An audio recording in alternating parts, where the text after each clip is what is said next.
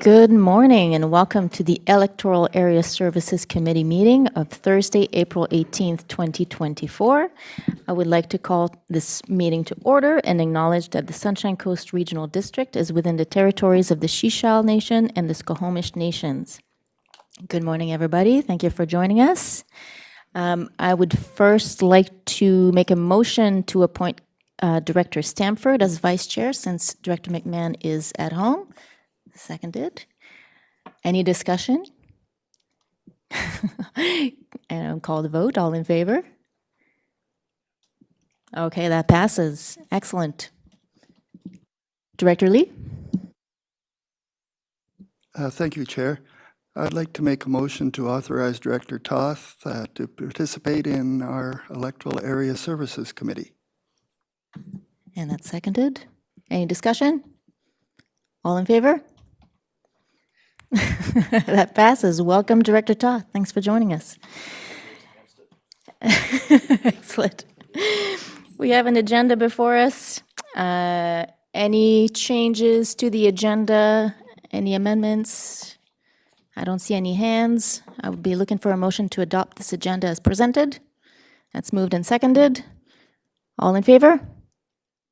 We have an agenda. Thank you very much. We have no presentations or delegations. I will look for a motion to receive all the reports. Get us started in a good way. Thank you. That's moved. Any seconder? All right, seconded. All in favor? And that's done and out of the way. Thank you very much. So, moving on to item number 2, Annex A, pages 3 to 12. Province housing legislation, implications for SCRD and small-scale multi-unit housing legislation extension request. Who would like to introduce this item for us? Manager Jackson, thank you. Thank you, Chair. Good morning. This report is in response to new provincial legislation under Bill 44, the Housing Statutes Amendment Act, that is intended to fulfill British Columbia's Homes for People plan.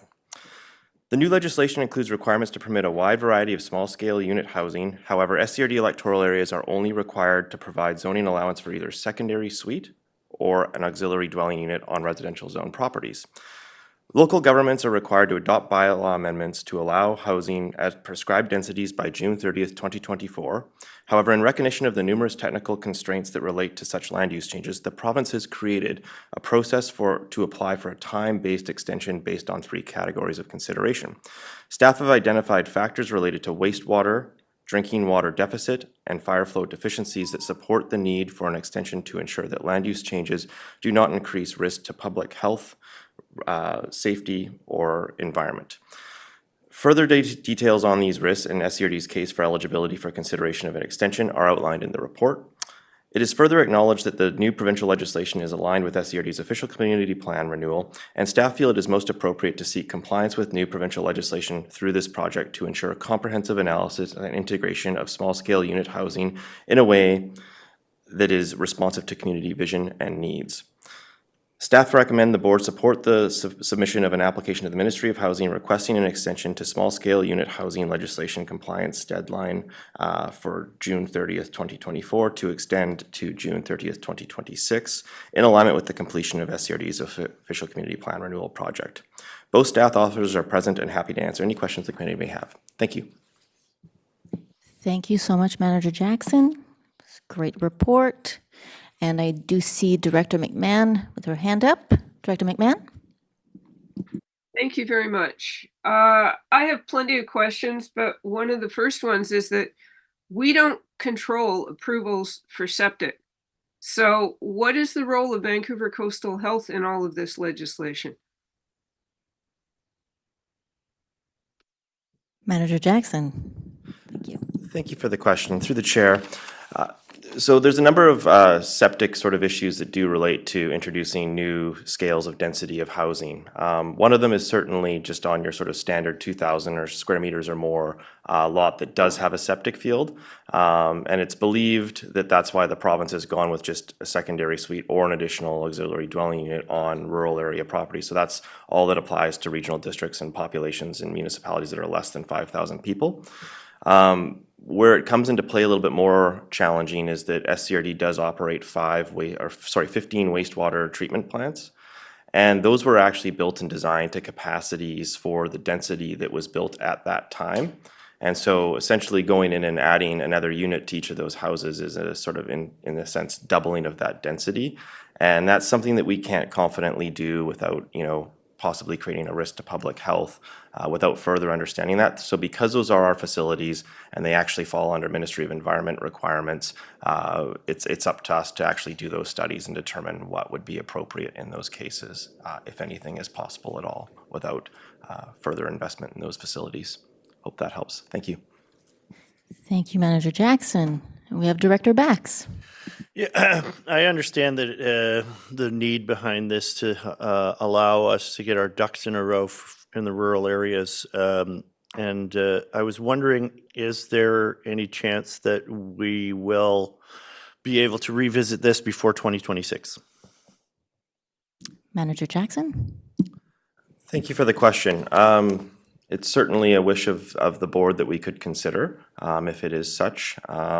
Through the official community plan renewal process, I think we'll start to understand what the milestones of that project look like, and we will be keeping the board and our APCs and the community up to date on those milestones and when they are targeted for or when they're reached.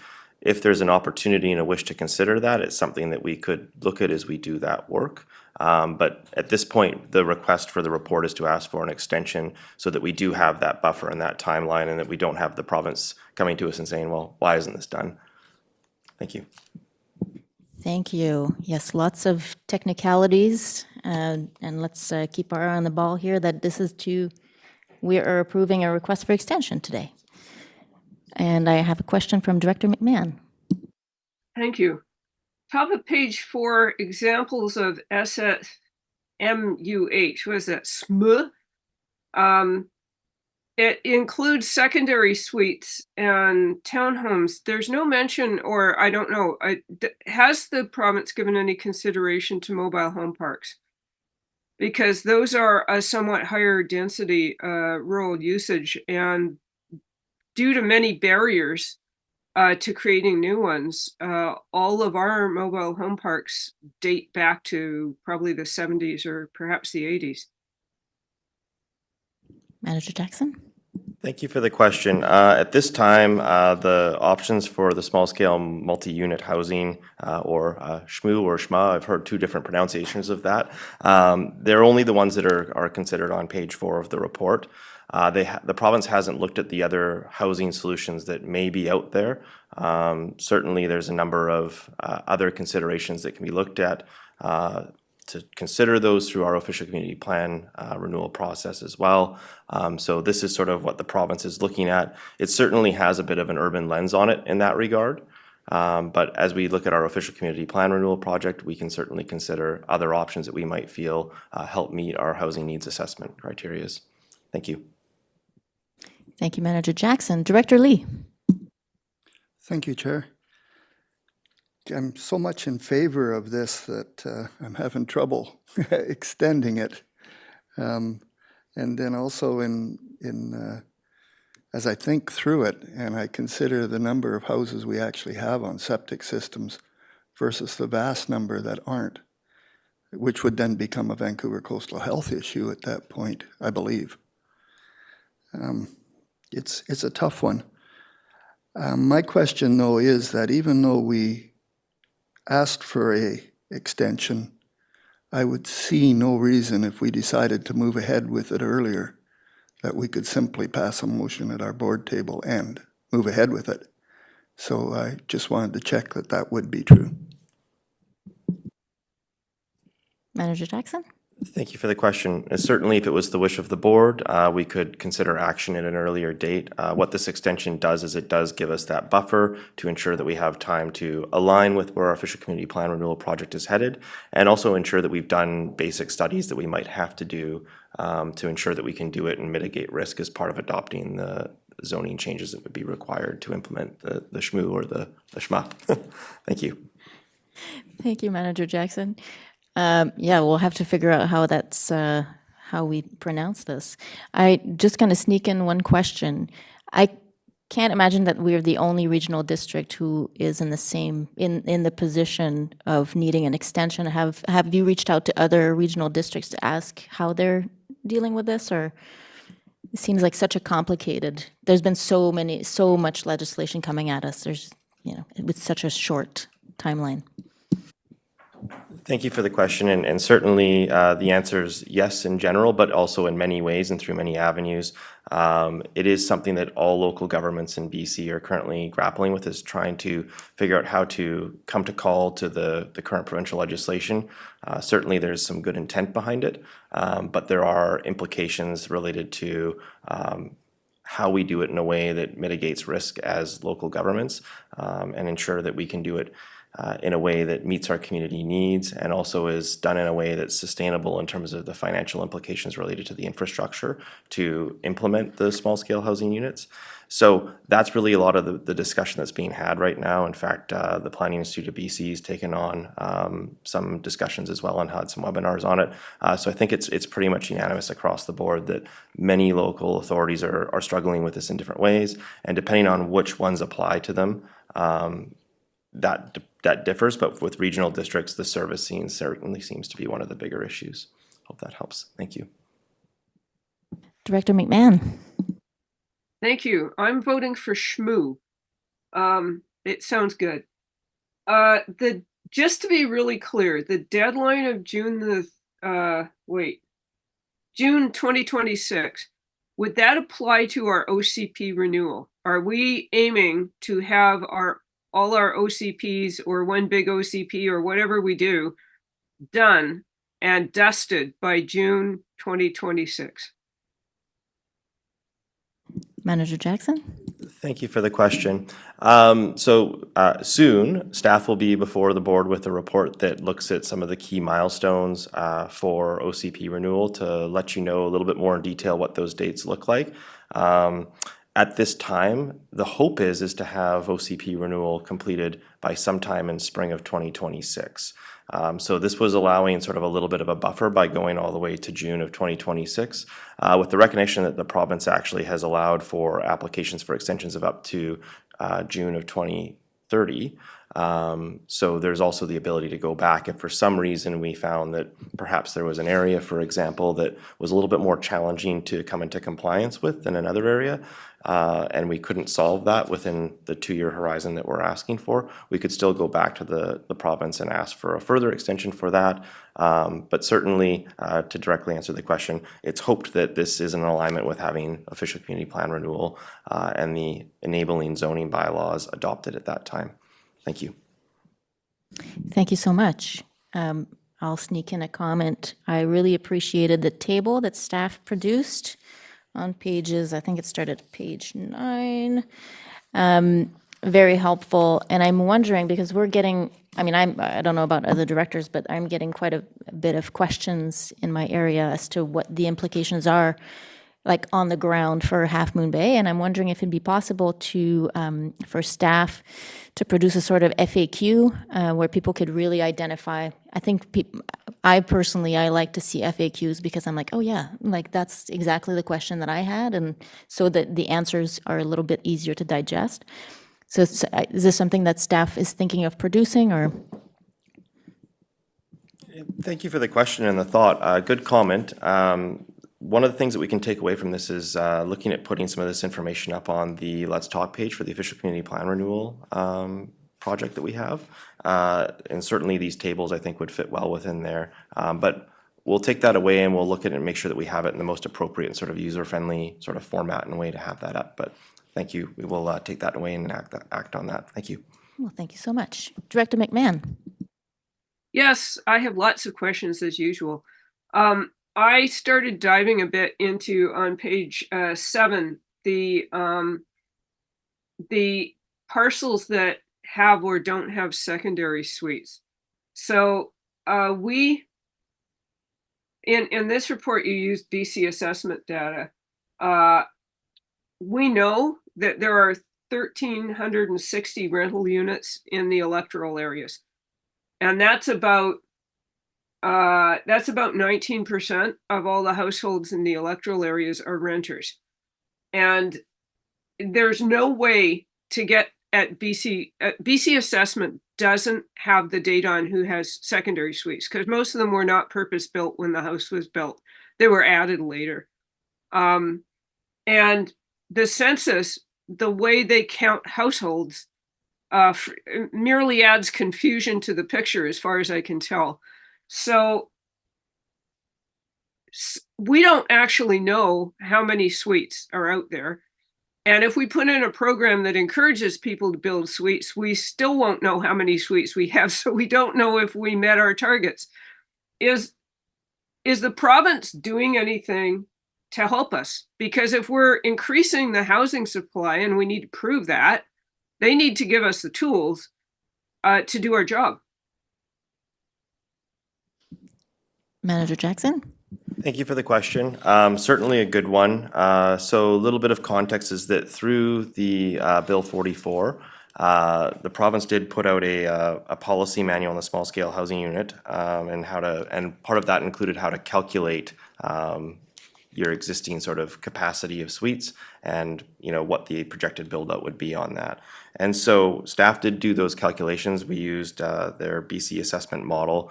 Certainly, though, we recognize that the BC assessment model does not account for all solutions that you might find in what we might look at and think of as a small scale multi-unit housing solution.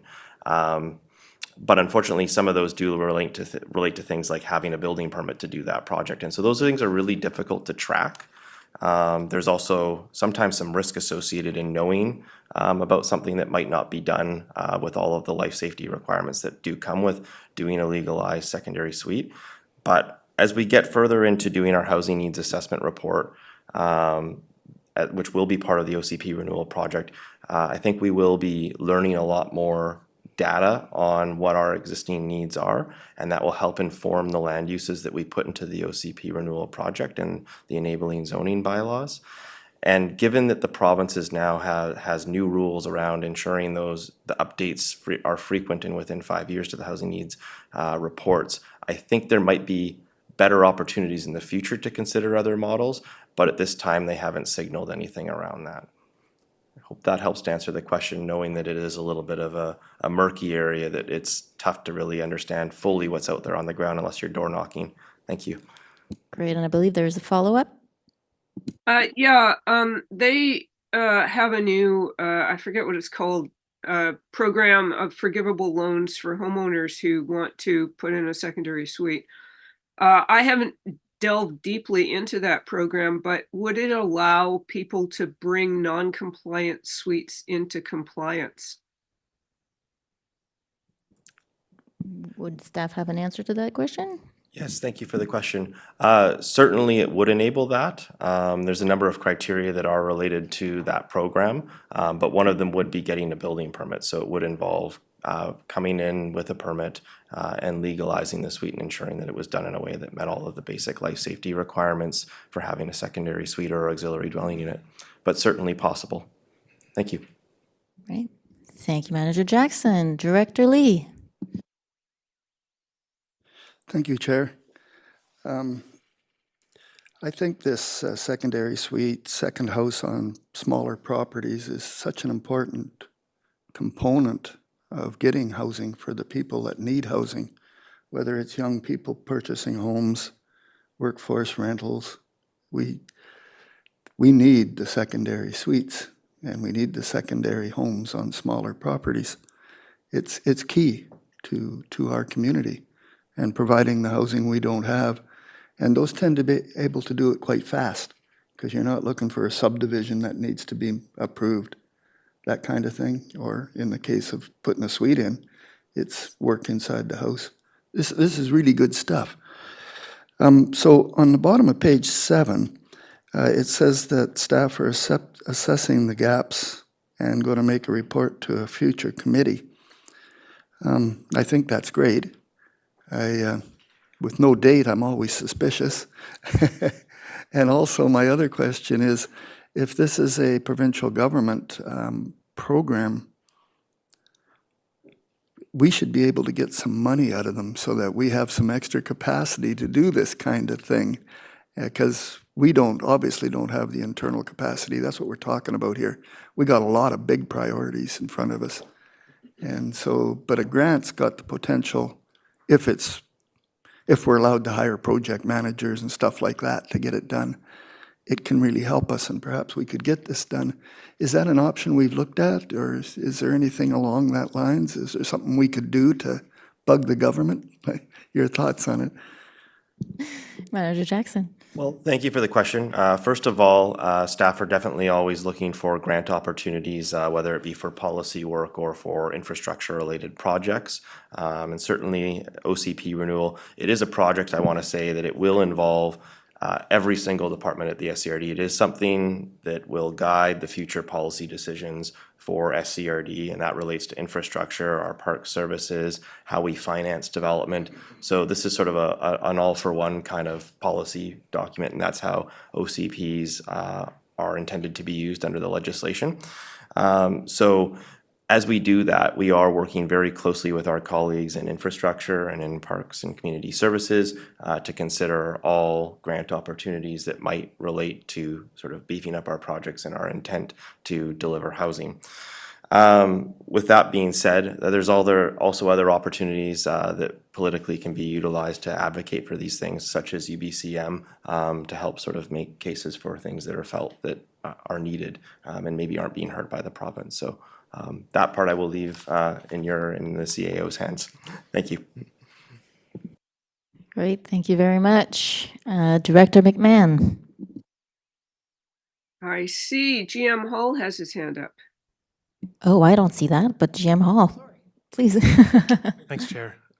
Just to add to what Manager Jackson said, the province did provide modest capacity funding to local governments aimed at achieving compliance with all of the various aspects of this new legislation. So SCRD received 174 plus or minus a few $1,000, and about half of that has been allocated to the housing needs assessment and some related GIS work through the annual budget process. And staff will assess how best to use the remainder of the funds, which may or may not be enough to cover the work that's required for compliance with just this one aspect of this one bill. Thanks. Thank you, GM Hall. Director McMahon, did you still have a question? Oh yeah, I haven't run out yet. Okay, top of page 11 regarding short-term rentals. There's a statement there that the principal residence requirement under the new legislation does not automatically apply to the SCRD, and there is an option to opt in. Unfortunately, we missed the deadline. I've been talking to other rural directors from other parts of the province, and the deadline was March the 31st to opt into the new provincial enforcement on short-term rentals. Other areas, such as two of the electoral areas of Strathcona Regional District, have opted in, and I believe Salt Spring Island did as well. And I wanted to know from staff, what are the implications that we did not opt in? I mean, obviously, we don't have to have business licenses to opt in because there's only one regional district in the whole province that has business licenses. So should we not be getting on board with this program ASAP to try to squelch our short-term rentals issue here on the coast, since our bylaw is already consistent with the province's requirement for principal residence? Director McMahon, can I ask where the March deadline was published? I got a whole bunch of links sent to me to various provincial reports and websites and so forth, but I'll admit that it caught me by surprise. GM Hall, would you like to speak to this? Thank you, Chair. I guess staff's general comment is we're watching this carefully. There are it's difficult to speak to the implications because there are pieces that haven't been released by the province yet.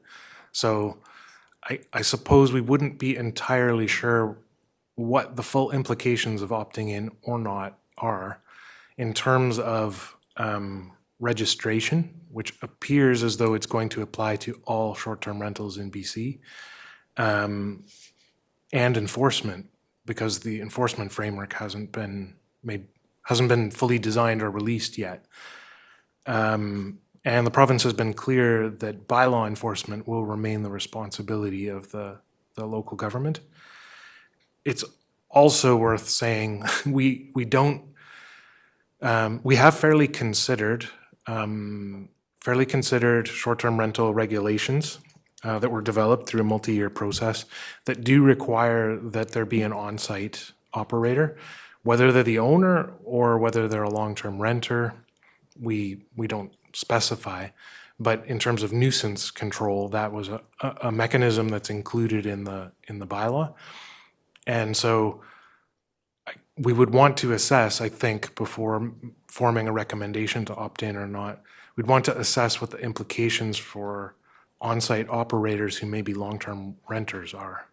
Would we be displacing people who have not only a residence but also employment, perhaps, as part of a short-term rental operator? So difficult to say. We're waiting and watching closely for what happens with the enforcement pieces. And on the timing piece, it is an annual option for exempt lands, and there's a few kinds, but regional districts are one. It's an annual option to opt in by March 31st for inclusion that year. Thanks. So if I understand correctly, if we didn't opt in this time around, we could opt in next year without a problem. That's correct. Awesome. Director Stamford. Thank you, Chair. In follow-up to GM Hall's comments, the Gambia Local Trust Committee did review this same process for the March 31st deadline, and we decided to not opt in for this year. Again, as GM Hall mentioned, there is the annual intake. We felt that there was a number of things we had to ensure the implications of before we opted in. So I think there's a number of local governments that are doing the same thing. Thank you for that input. Director McMahon. Yes, as a follow-up on that, while I understand that we may not want to be the first penguin to jump into walrus-infested waters, it's also a great opportunity. So I look forward to a really good discussion of this, because our problem has been enforcement, and we just don't have the capacity to adequately enforce, and any help the province can give us. I did ask the question about, or somebody asked a question at the recent conference about whether you had to be the owner of the house living there, and the answer is no. They do, but you know, all this is new and it's coming at us, so I understand the difficulty. On a slightly different topic, I would like to refer this report to our APCs before we take it to board, because if we're going to have advisory committees, we should actually listen to their advice before we pass motions rather than after. So the timing is a little awkward. We've just missed the boat for my APC, but I believe we still have until the end of June. So I would, there's no timing actually in the recommendations on page 2, is it 3? But I would like, if we, assuming we pass this morning, I would like to allow enough time for our APCs to review and comment. Thank you. Great, thank you, Director McMahon. The motion is to approve an application for an extension. So I'd be curious to know what the rest of the directors think of that. Director Bax? Yeah, I went ahead and gave Kelly Foley a call and talked to her about this. And she's very much in agreement of this extension to give her and the other people that are involved in this portfolio time to get their ducks in a row. And so as much as I really do like to steer traffic towards our APCs to give them things to chew on, I have to say that I'm not in agreement with Director McMahon's proposal. Thank you, Director Bax. GM Hall. Thank you, Chair. Just as context for the committee's consideration, as you debate the option to refer this to APCs prior to board consideration, we do need to respond, or we do need to execute on the ask for an extension by June 1st. And from staff's point of view, this is a technical point where we see that there is, from a technical point of view, there is risk related to compliance, especially for wastewater treatment plants. And while I respect hugely and appreciate the input of APCs, I wouldn't put it on our valued volunteers to be commenting on the operation of wastewater treatment plants. That said, by referring it, or I should say, by forwarding it as capacity building information, staff look forward to hearing more back, because the broad strokes of how we approach density and how we approach all of the new provincial legislation certainly is relevant to our official community plan renewal project. Thanks. But so the summary, the implication of sending it to APCs before board consideration would give staff a concern about compliance with the deadline to make application for the extension. Thanks. Thank you, GM Hall. And I definitely appreciate that there's the third recommendation is to send that to our APCs to educate them and for capacity building. And there's so much good information in that report. Director Stanford. Short of a specific motion to send this report to APCs for further consideration, I would like to put the motion on the floor as recommended on page 3. And that is seconded by Director Lee. Any further discussion? Director McMahon? Yeah, I just wanted to say that I understand that there are time constraints, and because of that, I'm going to support the motion. But in general, if we are going to have advisory committees, we actually need to consult them. And we haven't had a good track record in the last 5 years of making really good use of the community brain trusts that we have at our disposal. Thank you. Thank you, Director McMahon. Director Lee? Thank you, Chair. I believe that the recommendation 3 covers that aspect. And if our APCs think we should move faster, I'm sure they'll tell us once we refer it to them.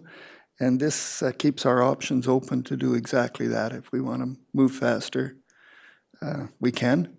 And by then we'll have more information on, as well, hopefully, on the what it'll take to do this. So I'm definitely in favor of the motion the way it is. It does get it to our APCs, gives them something to advise us on as well. And we can ask that question. Thank you. Thank you, Director Lee. So we do have a motion on the floor. I will look for last minute comments and questions. Seeing none, I will call the question. All in favor? And that passes. Moving on to item 3, Annex B, pages 13 to 23. Thank you, staff, by the way. That was great. Zoning bylaw amendment 722.9 and 337.123, riparian and shoreline protection, second reading. Who is going to, oh, we got slides. Wonderful. And while we get set up, is Planner Whitman going to introduce this for us? Excellent. Thank you very much. There you go. So staff are bringing forward zoning bylaw amendment 722.9 and 337.123 for consideration of second reading. The proposed amendments are intended to achieve several objectives, including but not limited to keeping watercourses and shorelines healthy into the future while supporting electoral areas in their growth and development, bringing SCRD zoning bylaws into compliance with provincial legislation and guidelines, including but not limited to the Riparian Area Protection Regulation and Act and BC's guidelines for the management of coastal flood hazard and land use. And lastly, to increase customer service through clarity of regulation and preventing project slowdowns from inadvertent infractions, reducing approval timelines for applications. So as a result of the feedback from the electoral area APCs and referral agencies, changes have been made to the proposed bylaws to increase clarity of the definitions and regulations. So staff recommend that zoning bylaw amendment 722.9 and 337.123 proceed to second reading and a hybrid public hearing be arranged. And to support the board and community understanding of the proposed amendments, we've prepared a couple short slides with some visuals to help bring clarity before answering your questions. That would be fantastic. Love some visuals. Take it away. So first, knowing that riparian area is maybe not a common word everyone uses, but important to understand in this context, we have a visual here of a riparian area. So it is really the land beside water. So it's that area where when the water goes high, those plants absorb the water, they prevent a lot of things like erosion, they manage stormwater, and this area absorbs a lot of water as well through the trees and vegetation, so it also prevents like droughts and flooding, while also being habitat. So as a local government, we are responsible for protecting riparian areas, and we do that through OCPs, and in all of our OCPs, this is a value. And then we bring that in through our zoning bylaws and development permit areas. So our proposed amendments to our zoning bylaws, some of them are required really to align with provincial legislation, regulations, or guidelines. So that relates to the first two amendments. We're looking to change how new lot areas are calculated for subdivision, and I'll go into these. Then we're looking at increasing the setbacks for water bodies and water courses in zoning bylaw 337, which would align to zoning bylaw 722. But also it's really to bring them into compliance with those provincial guidelines and regulations that I mentioned in my intro. And then the optional is establishing a buffer from the SPIA, the Stream Side Protection and Enhancement Area. So here we're talking about the proposed First Amendment, which our goal really is to look at when people have a water course or a SPIA, that protection area, within their lots, we are looking at cutting that or adding that to the minimum lot requirement. So in this example, if we can look at the large square as a parcel that's proposed being subdivided, if the minimum lot area is 2,000 square meters, you'll see that the areas that have a SPIA or a water course are over that minimum. And that's really to ensure that there's space for making sure that that protected area isn't encroached into.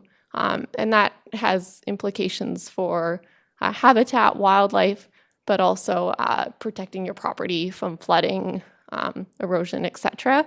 and also not becoming what we call a remediation file, which are very time consuming and expensive for landowners. So I can explain this in more detail, but you can just see that you would add the total area of the SPIA and the watercourse to your minimum lot size.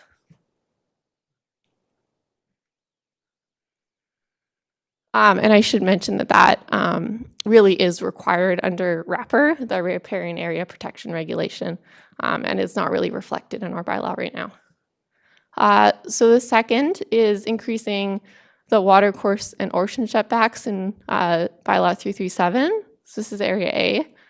And we just want to mention that this bylaw was adopted in 1990, and updates are needed to bring it into compliance with provincial requirements, regulations, and best practices for watercourses and ocean setbacks. So watercourses include lakes, ponds, wetlands, streams, etc. And we have a couple examples here.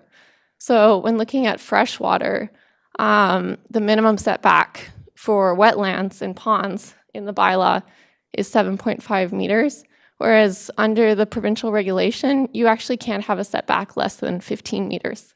So we, as staff, see people who've put a lot of work into planning, and before they come talk to us and before they do their assessment, they're planning to have something at 7.5 meters, when generally you're going to be at 15 and maybe 30. So it sets up for hard conversations and for the possibility that people have cleared land up to that 7.5 meters, which then is an infraction.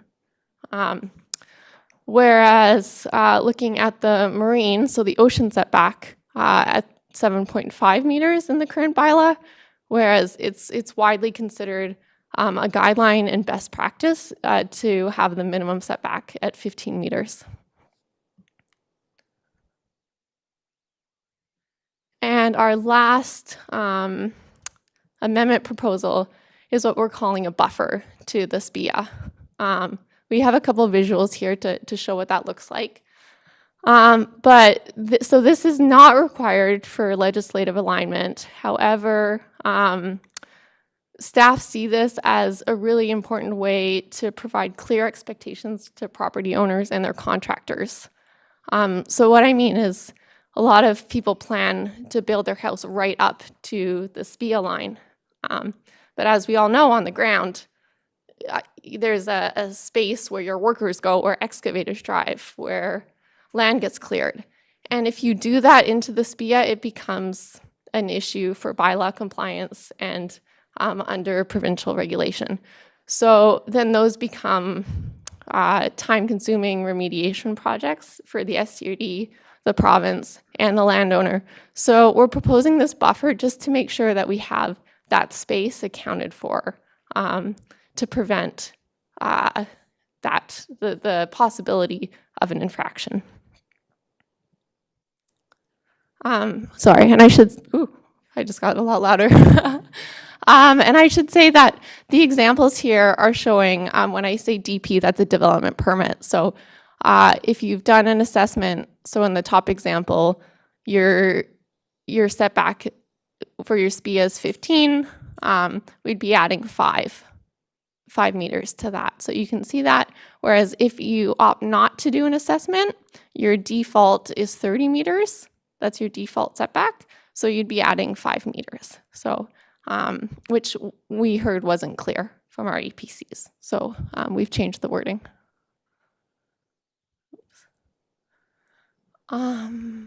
Yeah, and yet again, this is just an example with a lake, just to show the difference. A lot of the time, this ends up being about 20 meters, that setback, and that would be consistent with the zoning bylaw generally. So you'd be setting your hard structures at 25. So just to show some examples of what we're proposing these changes to look like. So staff are happy to answer any questions you have. Great. Thank you so much for this short presentation. That was very helpful.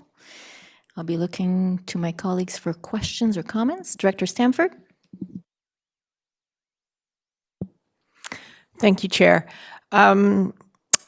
There's implications to this these changes for this micro project. I'm thinking to start off with smaller properties, especially marine waterfront properties, often are very small. Just how they're historically have been developed, and these setbacks could actually be almost the whole property itself. What are the communication engagement processes that are going to help the community understand this particular impact? And how can they work around or work with planning staff to be able to maintain their properties and do basic remediation without having to go through a permitting process? I see Manager Jackson maybe volunteering to answer that one. Yep. Thanks. Yes, thank you for the question and a good one. Since we've brought in bylaw 722, which in a sense had many of the same setbacks that we see here for today, especially the shoreline ones in particular, we have seen one variance to date for that. Turns out it was a property that actually would have needed a variance even under the old bylaw. But this is something that the development variance permit mechanism is for. The province has also recently put out new tools to allow for staff-approved variances, so that's something that staff are considering in part of the OCP renewal project and overall development approvals process enhancements, something that we'd like to consider when appropriate. That would be a board conversation and a community conversation as to what that level is, as to what things should go before the board for consideration and what should be at a sort of a delegated staff level. But nonetheless, the development variance permit process and board of variance permit process, if there's hardship, are there to do exactly that. And what it allows for is discretion over how it happens. So we can ensure that best practices are applied in situations where there is a small property that probably wouldn't be created as it is today, but it's there and it is an existing property that has development rights. And so certainly this bylaw does not look to stop that. It just allows the applicant to pursue either a board of variance or development variance permit, depending on what they're doing and how they're trying to do it, to allow for the development of that property in a way that meets the intent of the bylaw. Hope that helps answer the question. Thank you. That was very helpful. Yes. Director Bax. Oh, sorry. GM Hall snuck in. Thank you, Chair. I just wanted to add to what the manager said to say that we also have an FAQ for riparian areas on our website, really plain English, intended to cover the bases to get people to the point where they understand what tools are available to them to work with the provincial regulations and our bylaws. And we have an upcoming campaign to promote that as well. Thanks. Okay, Director Bax. So I guess my questions are outside the purview of this body. It's these provincial regulations, they already are enforced on Crown land during logging operations, or is that, because I know it's just something that I was wondering about. I mean, we are experiencing some logging in my area, which is it's still within Area D, but we don't have any enforcement under Crown land, do we? Any comments on that? Did notice in your APC minutes there that was raised by your APC. Like what's the riparian setback within BC Timber Sales cut blocks? Does staff know?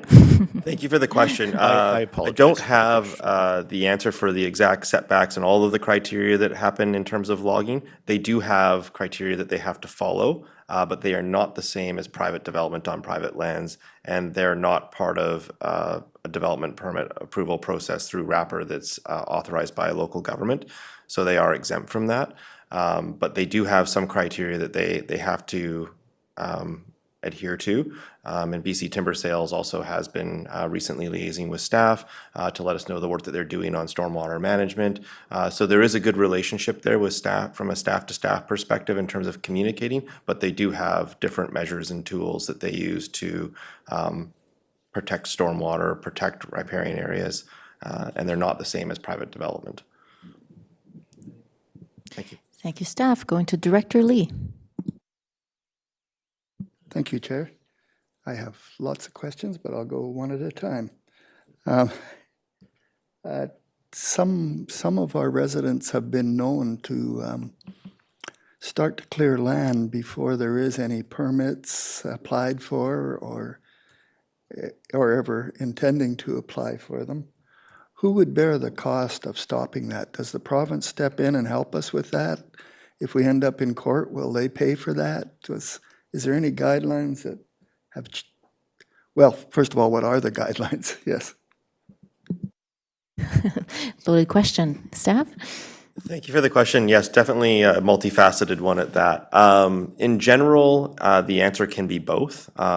So as you saw at the beginning of the presentation, the wrapper areas, if we're talking specifically about riparian areas, relates to the land around the water. So it's those bits of land that help protect it for stormwater. They provide habitat, they provide shade and cooling of the water to promote salmonoid species to spawn in the creeks. And it doesn't necessarily mean that the salmon spawn in those creeks directly, but they are habitat that leads to a salmon spawning creek. So we're responsible for those lands, and that enforcement is within our purview, and it is something that our bylaw enforcement team is legislated to deal with. That being said, there's a bit of a gray zone because anytime that you touch land within a riparian area, there's a chance that you might also touch the water. And the minute that the water becomes into play, so if there's been an alteration to a creek itself, then the province is employed. And then it becomes both local government staff here at the SCRD and staff at the province and their enforcement officers working with the property owner to come into compliance and deal with any sort of enforcement action that's required, and of course, ultimately remediation. Hope that helps to answer the question, but happy to take on Yes, more if there's more. Thank you. Excellent. Excellent. Thank you, staff. I'll go to Director McMahon. Sorry, you took me by surprise. My APC had a concern, it's in their recommendation number 2 on page 36, about the use of the term hardscaping in the 5-meter buffer zone. And I'm wondering if staff have any comments on that. There was a very lengthy discussion about this with the APC. They felt that hardscaping was unnecessarily rigorous and that permanent structures would fill the bill. And I'm wondering if staff had any feedback on that. I did see in the report a good definition of hardscaping. Is the question whether it's too stringent at the moment as proposed, or? Yeah, they felt it was too stringent, and that comment was not reflected in the staff report. So I was just wondering what staff thought about the requirement for no hardscaping. Staff have some comments? Yes, thank you for the question. And certainly with these things, it is always difficult to sort of land the right balance. You know, there's been a lot of interjurisdictional research that's been done as part of this work, and it is also based on some of what we're seeing on the ground.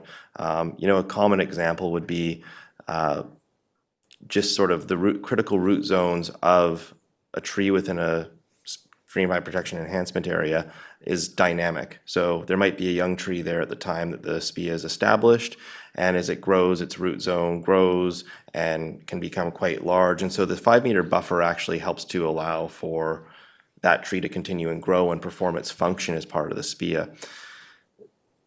By having sort of hardscape within those areas, things like even having your house right up against it, you can have sort of drain tile and things like that, that there's excavation that can actually kill a tree within a SPIA. And then similarly, putting things like concrete down and stuff in the excavation around with that, it is felt that there is certainly risk in terms of protecting the SPIA. But that being said, this bylaw, the request in the report is to forward it to a public hearing. At that time, we can certainly sort of hear the full input of the community. And then if there are tweaks that are required prior to fourth and final reading, those are things that if the board so wish could be considered and considered at that time. Hope that helps. Thank you. Yes, thank you, staff. And good to remind us that this is to second hearing, so, not the final decision by any means. Director Stanford. Thank you, Chair. I live in a wrapper area. The whole community is part of a watershed to a fish-bearing stream.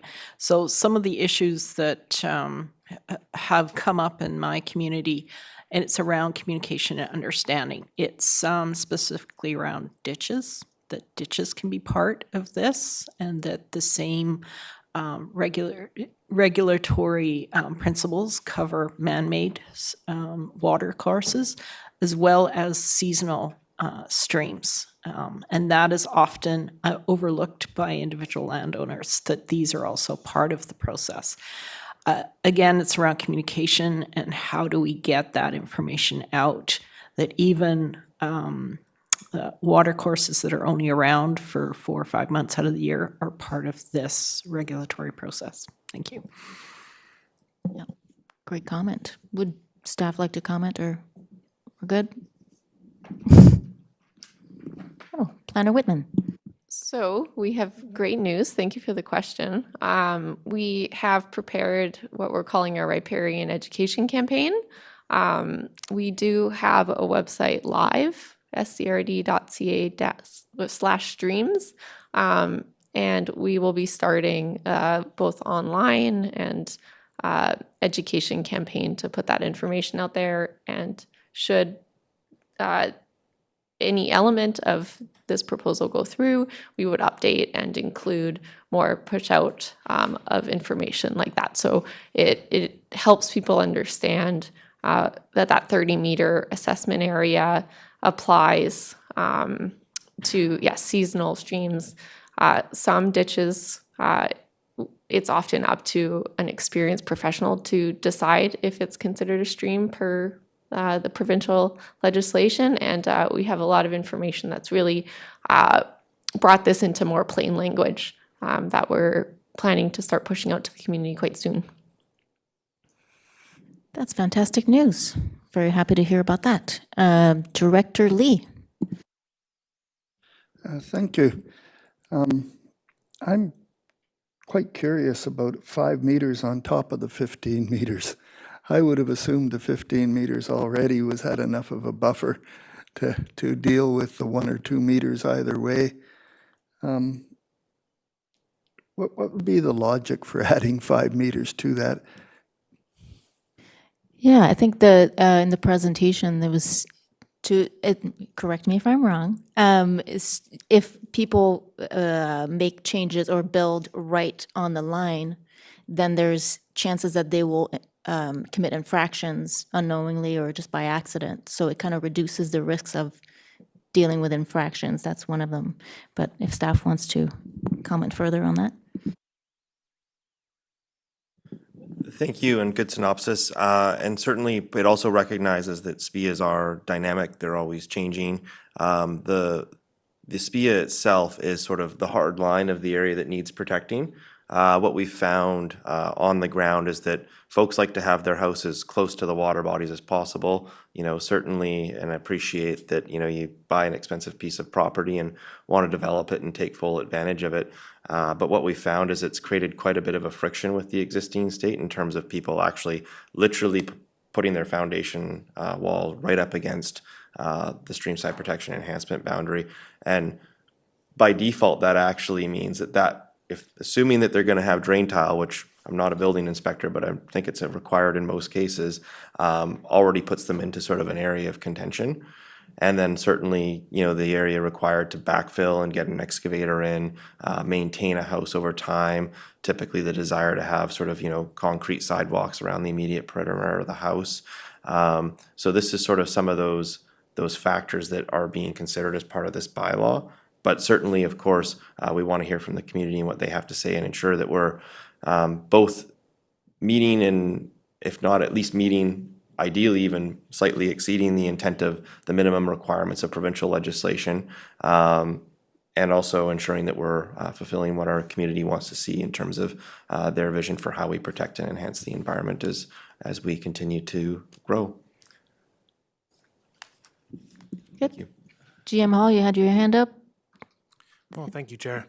Just to say that staff are taking note of the areas of question, because these, I can see the parallel between the questions being asked here and what came up at our APC workshop, and I'm sure that these are the things that will come up at a public hearing if that's what the committee decides. And so these or other points that you may have, staff will be happy to cover off in a full sort of workshop style introductory report at a public hearing, if that's where the process leads. Thanks. Thank you, Jim Hall. And I guess the public hearing will be a fantastic opportunity for further education to the public also. Director McMahon. Yes, I'm looking forward to it. Did I just say I'm looking forward to a public hearing? Well, perhaps I did. I wanted to say to staff, I appreciated the slides in the presentation earlier because they were quite helpful. This is a complicated thing to communicate, so that was really good. I could have used the slides a couple months ago, but never mind, we've got them now.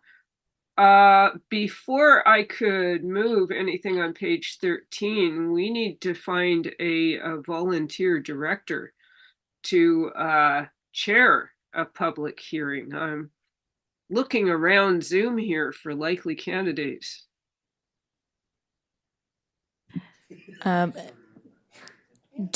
Asking corporate officer, do we have to come up with the names right this second, or yes? Okay, so we do need some volunteers or voluntel folks. Going once, going twice.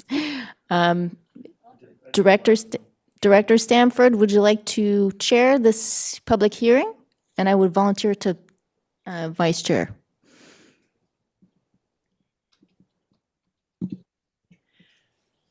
Okay. Done. Okay, I'll be the alternate chair. I will volunteer for alternate chair.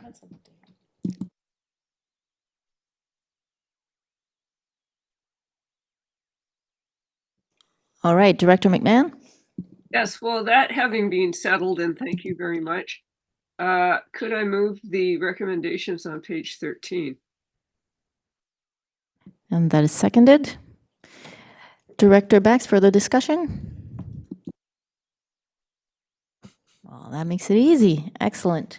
And I just wanted to say that my APC had flagged some concerns, but thank you for the presentation. I think that it seemed to make sense, and I think that will appease their concerns. A lot more information we got today.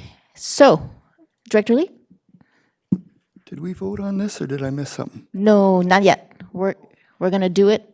If there are no further hands up, I will call the vote. All in favor? Any opposed? Okay, that passes. All right. Would directors like a 5-minute break? Yeah, let's do a 5-minute break.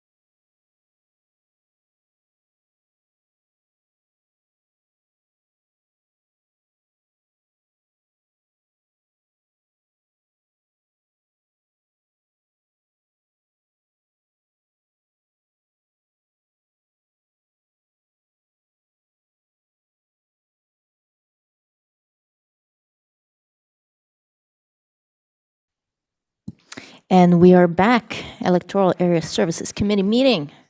We're down to item number 4, Annex C, pages 24 to 27. This is a zoning amendment bylaw number 722.6, 268 Stella Maris Road, consideration of fourth reading.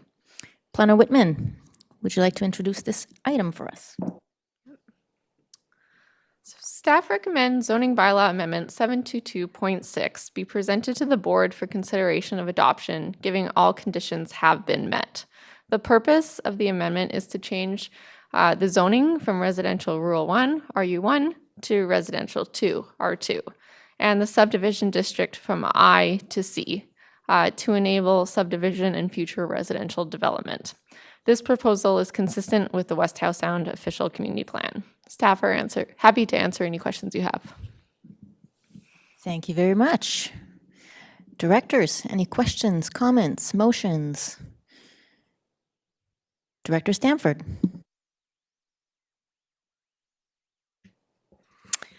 Thank you, Chair. We've had several opportunities to discuss this. It's gone through our process, so I would like to move the motion as presented on page 24 of the package.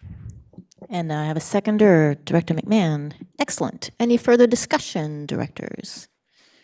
Seeing no hands, I will call the question. All in favor? That passes. Boom.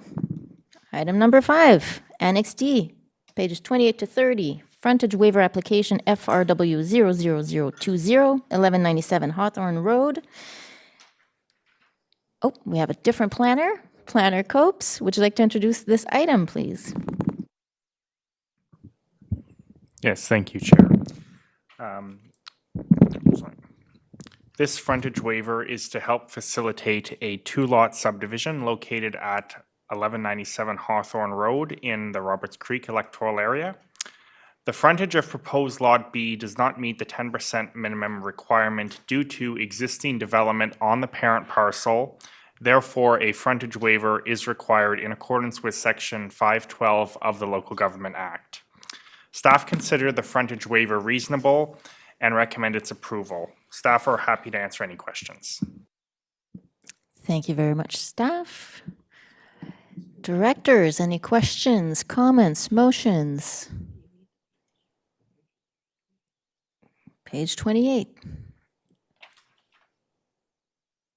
Oh, Director Lee. Thank you. It's just a curiosity question. It appears like that little panhandle is simply for a road so that they can get in and out of that back lot. And so 10 meters is around 35 feet. That's a lot for a driveway. So it seems like it's kind of a logical thing to me. Do I have that correct? Staff? Yes. So generally speaking, the applicants or the, surveyor can kind of determine what width to make a panhandle. 10 meters is a fairly large one, but obviously having a larger one provides more room to facilitate the access to the lot at the rear. That's good. Thank you so much. All right, Director Bax. Yeah, it seems like a no-brainer. Everything else is in line. I would move the recommendations as they appear on page 28. And there's a few seconders. Any more discussion, questions? Seeing no hands, I will call the question. All in favor? That passes. Excellent. And we are down to corporate officer. Can we go through all the APC minutes in one block?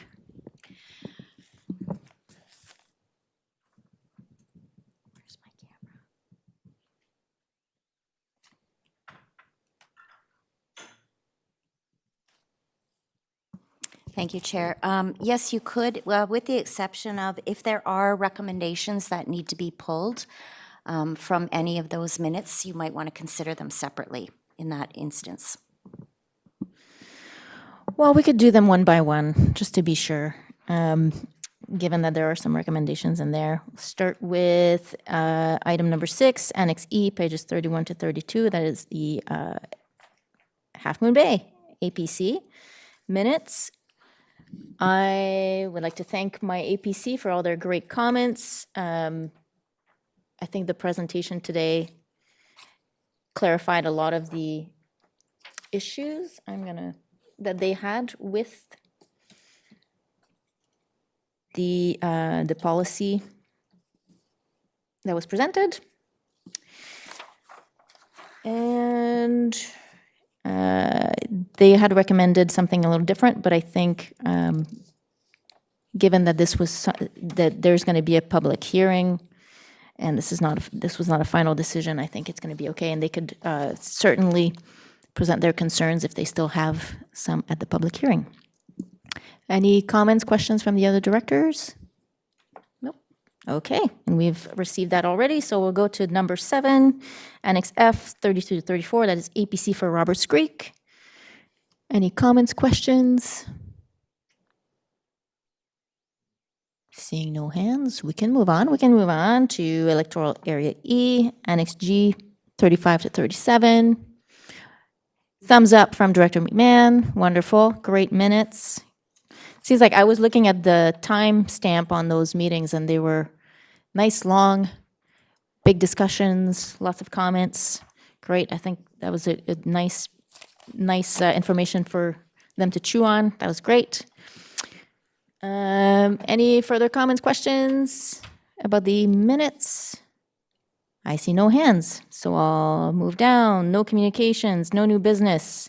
So I'll be looking for a motion to go in camera, that the public be excluded from attendance at the meeting in accordance with Section 91K of the Community Charter. Director Toth moving and seconded by Director Lee. All in favor? All right, we'll see you after in camera.